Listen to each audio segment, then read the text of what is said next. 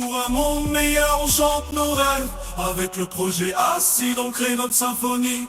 Agir et être citoyen en démocratie.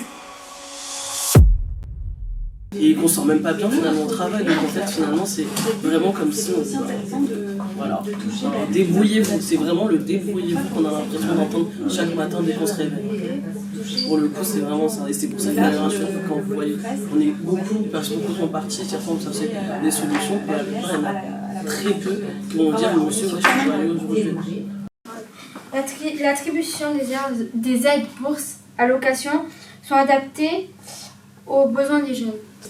Moi je suis autonome, j'ai 24 ans, je suis adulte et je suis encore sur le revenu de ma maman qui est femme de ménage et ok, en fait ma bourse elle est pas très grande, j'ai 350 € par mois, mon loyer coûte 110 €, je paye mon loyer toute seule aussi, enfin je suis autonome depuis longtemps et j'ai envie de rester autonome du coup.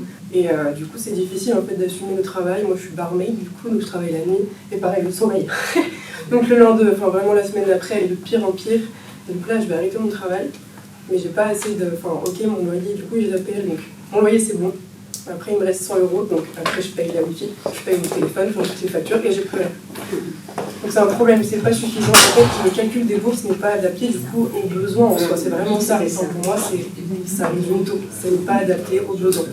C'est vrai que les politiques n'avaient pas conscience, en fait, de la précarité des jeunes, mais il y a eu le Covid qui a démontré, parce que le Covid, les jeunes, ils étaient obligés d'arrêter leur activité. Et ils se sont retrouvés en précarité. Moi, j'ai été bénévole pour les distributions alimentaires avec le Crous et tout ça. Et il y avait des files d'attente énormes. Et puis en même temps, en discutant avec les jeunes, et qui disaient je prends que des pâtes parce que ça me dure longtemps, je me nourris que de ça. Donc il y a une question aussi de santé publique, les étudiants qui se nourrissent très très mal parce qu'ils vont vers tout ce qui est pas très cher. Les fruits et légumes, c'est pas donné aux étudiants maintenant. Et c'est vrai que la précarité des étudiants, elle est en débat, elle fait débat dans la place publique. Du coup, la première question qu'on aurait à vous poser, c'est est-ce que vous pensez que le vote devrait devenir obligatoire ? Non.